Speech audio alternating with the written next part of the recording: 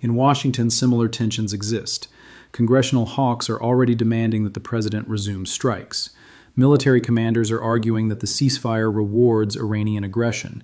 Intelligence officials are warning that any pause in operations gives Iran time to reconstitute its damaged capabilities. The president is trying to hold a fractious coalition together while managing a military that has just suffered its worst combat losses in decades. The pressure is immense. The political costs of appearing weak are potentially fatal, and the temptation to resume operations, to teach Iran a decisive lesson, grows stronger with each passing hour.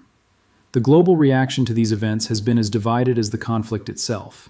In the capitals of Europe, relief mixed with anxiety. The European Union issued a statement welcoming the ceasefire, while calling for immediate negotiations on a new security framework for the Persian Gulf. Behind closed doors, European leaders were far less diplomatic. They are furious at Washington for what they see as reckless escalation. They are terrified of being dragged into a wider war that would devastate their economies. And they are increasingly convinced that the American alliance is becoming more of a liability than an asset. Russia watched the chaos with barely concealed satisfaction. Moscow issued bland calls for restraint, while its state media broadcast gleeful analyses of American military vulnerabilities. Russian officials privately reached out to Tehran, offering support and seeking to exploit the crisis to expand Russian influence in the region. China's response was more calculated. Beijing has enormous economic interests in the Middle East, including massive oil imports from Iran and the Gulf states. A wider war would be devastating for Chinese energy security.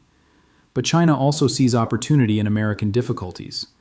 The longer Washington is distracted by Middle Eastern conflicts, the more freedom Beijing has to pursue its ambitions in Asia. Energy markets reacted with predictable panic. Oil prices surged over 20% in the first hours after the Iranian missile strikes. Even after the ceasefire announcement, prices remained elevated. Traders understand something that politicians prefer to ignore.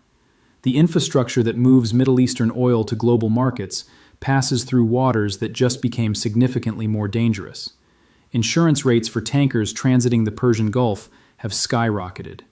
Some shipping companies are already rerouting vessels around the Cape of Good Hope, adding weeks and billions of dollars to transit costs. The economic reverberations will be felt for months, perhaps years. Higher energy prices mean higher inflation. Higher inflation means higher interest rates. Higher interest rates mean economic slowdown.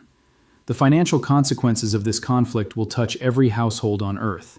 But the most significant reactions may be happening in places that most observers are not watching. In Riyadh, Saudi leadership is reassessing everything. The kingdom has spent decades under the American security umbrella, assuming that Washington would protect it from Iranian aggression. But the successful strikes on American bases raise uncomfortable questions. If the United States cannot protect its own forces, can it protect Saudi Arabia?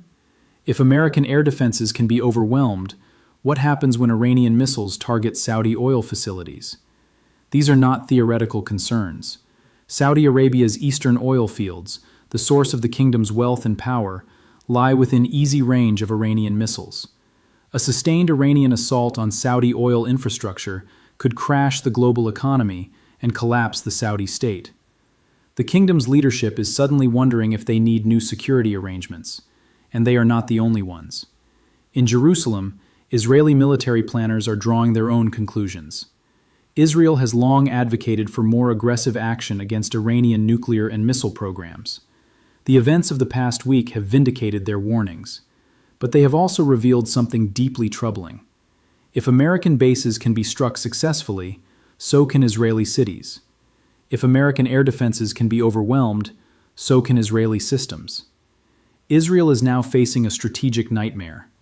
Its northern border with Lebanon hosts Hezbollah, an Iranian proxy armed with over 100,000 rockets and missiles. Its southern approaches are threatened by Iranian-backed groups in Yemen, and Iran itself has demonstrated the capability to strike targets at extended range with precision and lethality. The Israeli security establishment is reportedly advocating for preemptive action. Strike Iranian capabilities before they can be rebuilt. Destroy Hezbollah's arsenal before it can be used. Eliminate the threat before it materializes.